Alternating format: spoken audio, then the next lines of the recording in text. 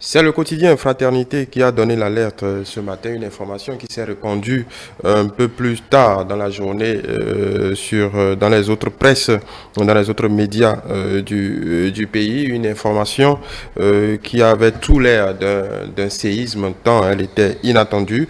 Il s'agit ni plus ni moins du limogeage du conseiller spécial du président de la République, Johannes Dayon, patron du bureau d'analyse et d'investigation, cousin du chef de l'État, beaucoup de casquettes, l'un des hommes les plus puissants du régime, en tout cas l'un des plus proches collaborateurs du président de la République. Nous allons en parler avec le consultant politique Agapit Napoléon Maforican, que je salue. Bonsoir. Oui, bonsoir François Xavier, bonsoir à tous les téléspectateurs. Voilà, mais avant toute chose, il faut préciser qu'il y a, à l'heure où nous vous parlons, il n'y a aucune confirmation officielle pour que voilà, le tableau soit complet. Agapit Napoléon Maforican, je ne peux pas ne pas vous le demander, avez-vous été surpris par cette information?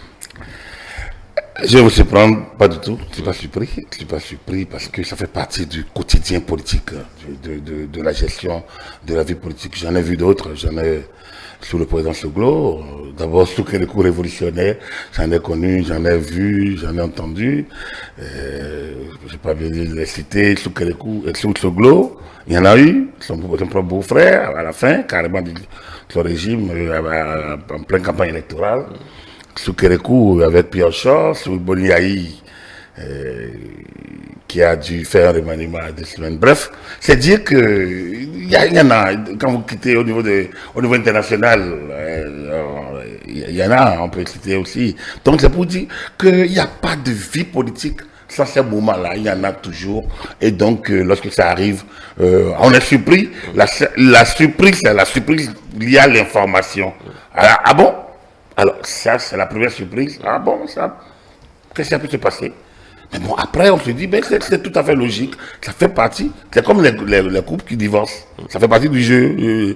Aucun divorce ne peut me surprendre, tout comme un remariage ne me surprendrait pas. Donc, du coup, voilà quoi. Bon, il y a des divorces qui peuvent surprendre. Même si c'est dans le cours des choses, les divorces, le couple peut paraître tellement lié que quand ça apparaît, on se dit... C'est la face visible, ça. Oui. Moi, je dis que je n'ai pas un âge où on se laisse surprendre.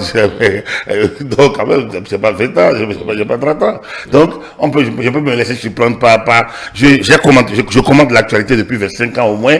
Je ne peux pas dire, je peux pas me laisser surprendre par des limogeages. Tout le monde est amené d'être limogé. Tout le monde. Sauf le chef qui va se limoger lui-même. Voilà, tout le monde peut être limogé. À tout moment, à tout instant.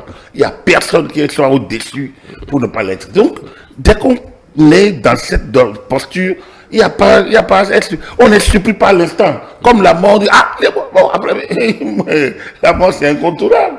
C'est comme je vous dis, comme le divorce. Il y a les premiers moments de surprise, mais ça n'arrive qu'aux hommes. Oui. Et justement, donc, cela dit, oui, c'est une grosse information. On peut le dire, c'est une grosse information et c'est quand même assez délicat. C'est vrai, parce que M. Dayon, c'est quand même une personnalité dans la République. Et depuis 8 ans, c'est quelqu'un, déjà avant même l'accession au pouvoir, je pense qu'il a souffert le martyr un peu par ici. Donc, oui, je pense que et depuis 8 ans, il est resté aux affaires discret, très, très, très discret. Et tout comme l'entourage immédiat du président de la République, c'est pas ce qu'on voit souvent.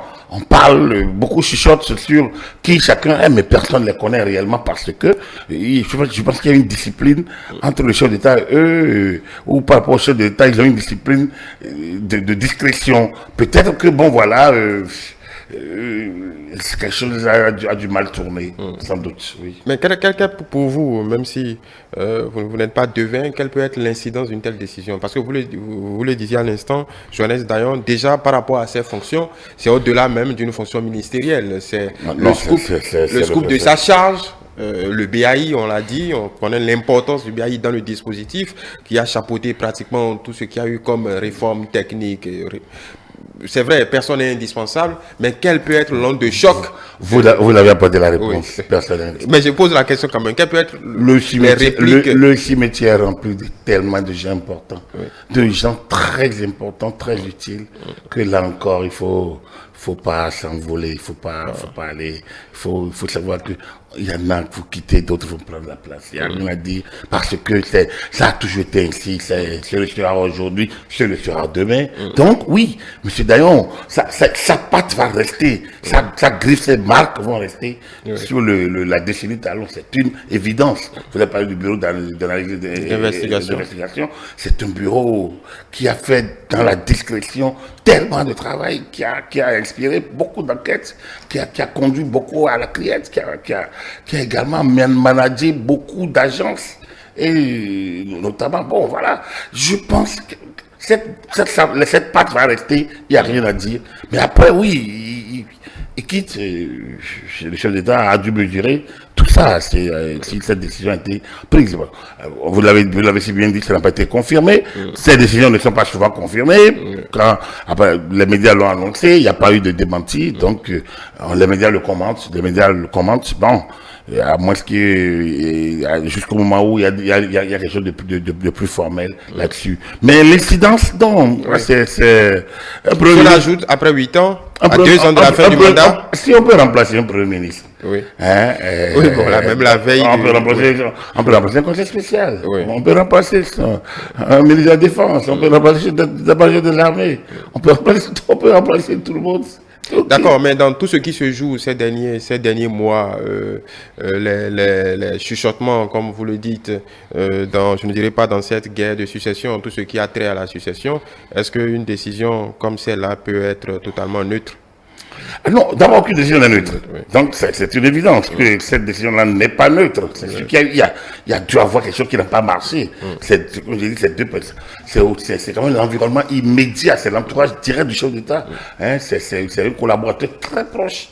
Donc quelque chose a dû se passer.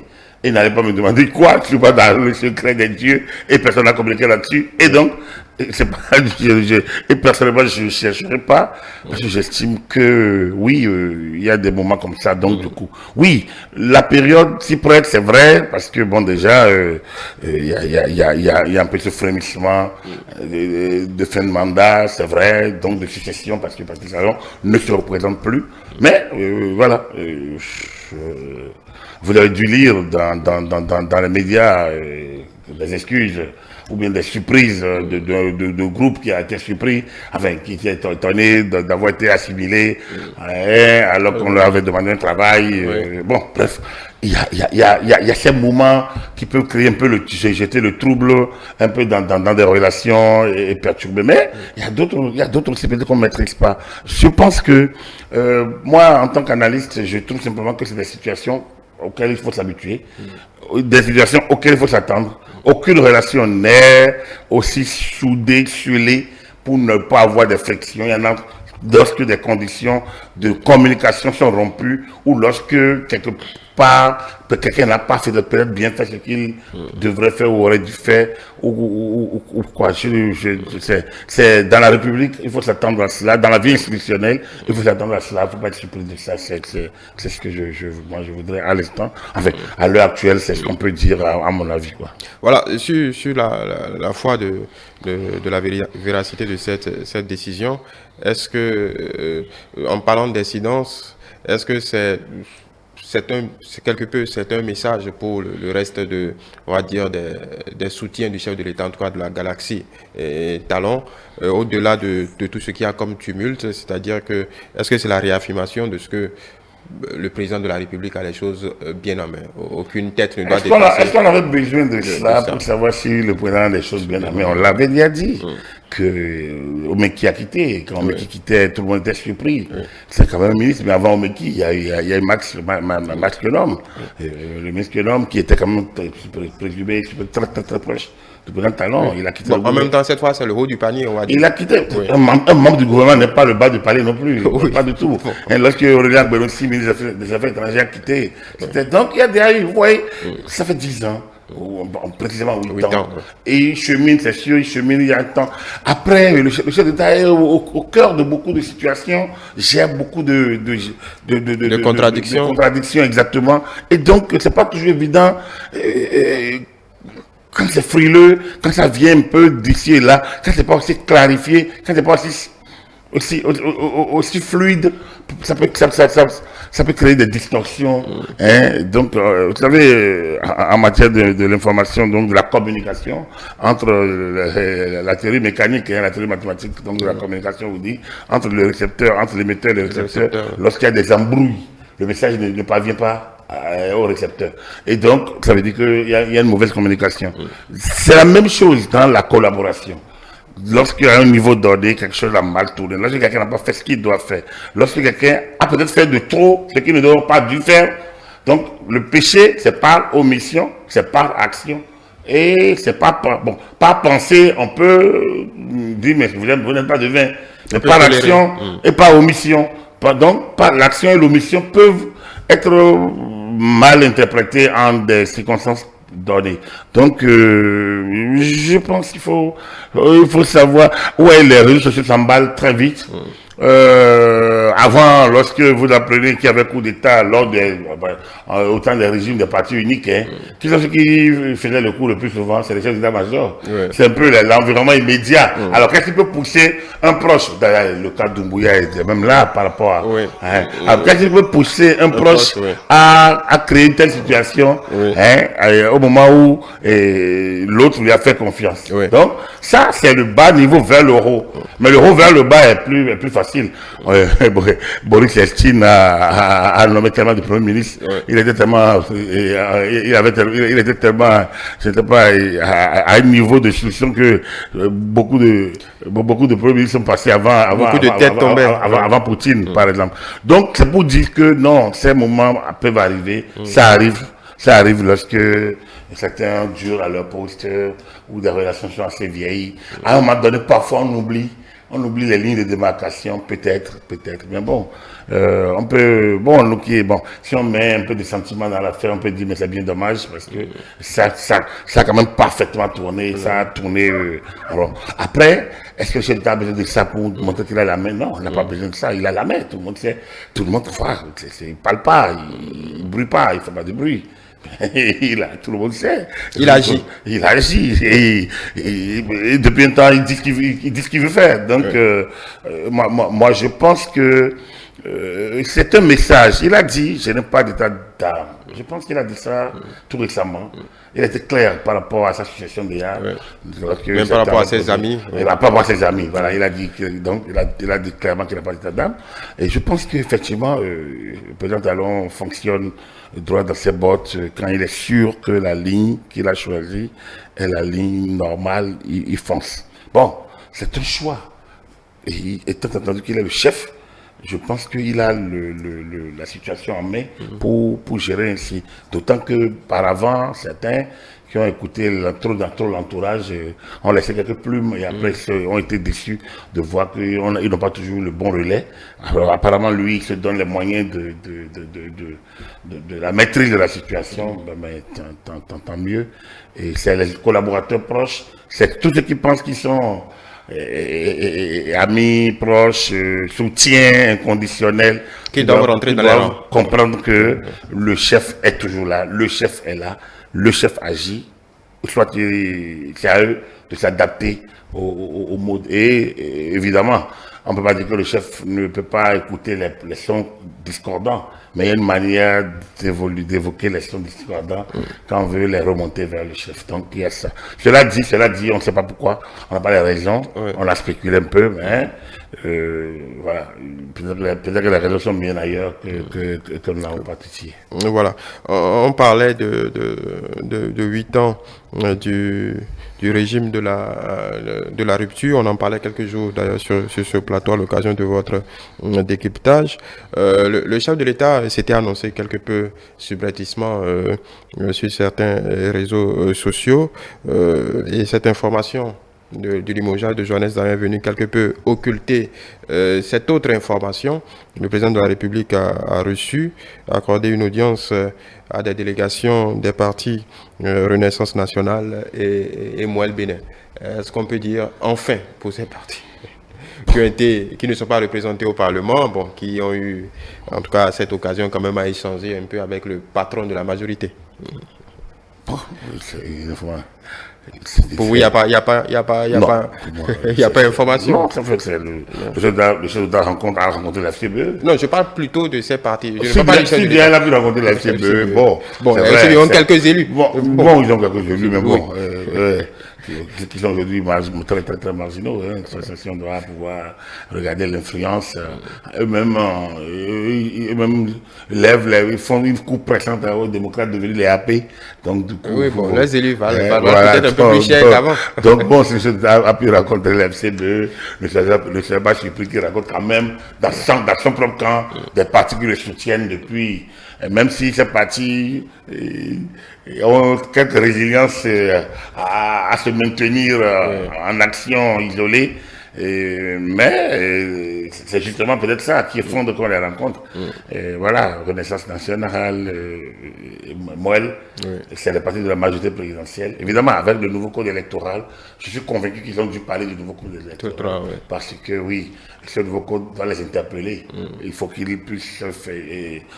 Bon, je ne sais pas si la science était publique, mais il faudrait peut-être qu'on voit un peu à la tournure, sinon ces partis sont vraiment, interpellés, notamment dans la suite.